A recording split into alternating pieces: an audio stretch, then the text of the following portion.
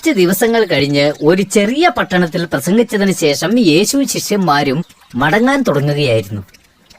വരൂ, നേരം വൈകി, നമുക്ക് ആ തടാകം കടക്കണം. അവർ വള്ളത്തിൽ കയറി യാത്ര തുടങ്ങി. വളരെ ക്ഷീണിതനായിരുന്നത് കൊണ്ട് വള്ളത്തിൽ കയറിയ ഉടനെ യേശു ഉറങ്ങിപ്പോയി. നോക്കൂ, വലിയൊരു കൊടുങ്കാറ്റ് വരുന്നുണ്ടെന്ന് തോന്നുന്നു. പതുക്കെ സംസാരിക്കൂ അന്ത്രയോസേ. ഒരു വളരെ ക്ഷീണിതനായി ഉറങ്ങുന്നത് നീ കണ്ടില്ലേ? വലിയ മഴയും കാറ്റും വരികയാണെന്നുണ്ടെങ്കിൽ നമ്മുടെ വള്ളം മുങ്ങിപ്പോകും. പക്ഷെ പെട്ടെന്ന് കാറ്റ് ശക്തമായി. വലിയ തിരകൾ വഞ്ചിയെ ആട്ടി ഉലച്ചു. കർത്താവേ, ഞങ്ങൾ മരിക്കാൻ പോകുന്നു, എണീക്കൂ, അല്ലെങ്കിൽ എല്ലാവരും മരിക്കും. ഗുരു, എഴുന്നേൽക്കൂ. എന്താണ് ഈ നടക്കുന്നത്? ഞങ്ങളെ രക്ഷിക്കൂ ഗുരു, അല്ലെങ്കിൽ എല്ലാവരും മരിക്കും. ശാന്തമാകൂ, അടങ്ങൂ.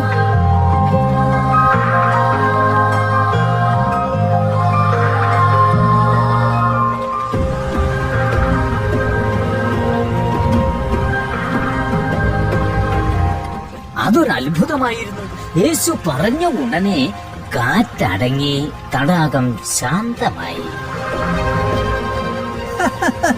അത്ഭുതമായിരിക്കുന്നു, കടൽ ശാന്തമായിരിക്കുന്നു. അതെ, വളരെ അത്ഭുതമായിരിക്കുന്നു. ഇവൻ ആരാണ്? കാറ്റും കടലും പോലും ഇവനെ അനുസരിക്കുന്നു.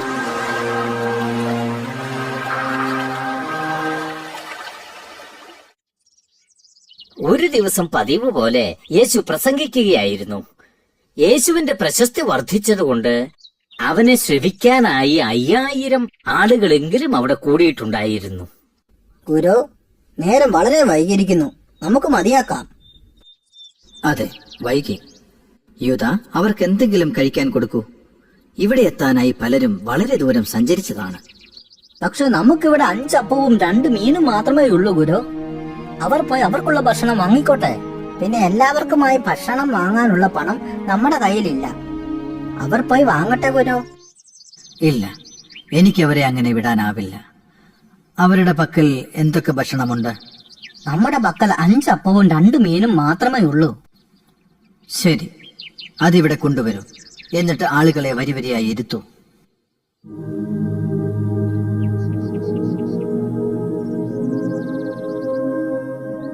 ആകാശത്തിന്റെയും ഭൂമിയുടെയും അധിപനായ ദൈവമേ, ഭൂമിയിൽ നിന്നും തന്ന ഈ ഭക്ഷണത്തിന് നന്ദി. ആമേൻ. ഇനി ഈ കുട്ടകൾ വിതരണം ചെയ്തുകൊള്ളൂ. പക്ഷേ യൂദ, വരൂ, ഗുരു പറയുന്ന പോലെ നമുക്ക് ചെയ്യാം. യേശു പറഞ്ഞതുപോലെ അവർ കുട്ടകൾ വരിയായി ഇരിക്കുന്ന ആളുകൾക്ക് കൊടുത്തു.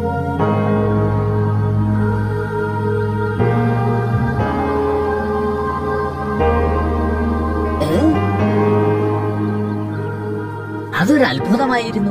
കുട്ടകൾ ഒരിക്കലും ശൂന്യമായില്ല. എല്ലാവർക്കും വിശപ്പടക്കാനുള്ള ഭക്ഷണം കിട്ടി. അപ്പത്തിന് നല്ല രുചിയുണ്ട്. ഈ ഭക്ഷണമെല്ലാം എവിടെ നിന്ന് കിട്ടിയെന്ന് എനിക്കറിയില്ല. കുറഞ്ഞത് 5000 പേരെങ്കിലും ഇവിടെയുണ്ട്. സംശയമൊന്നും വേണ്ട, ഇതൊരത്ഭുതം തന്നെ. അതെ, അതൊരു അത്ഭുതമായിരുന്നു. 5 അപ്പം കൊണ്ട് യേശു വന്ന് 5000 പേർക്ക് ഭക്ഷണം കൊടുത്തു.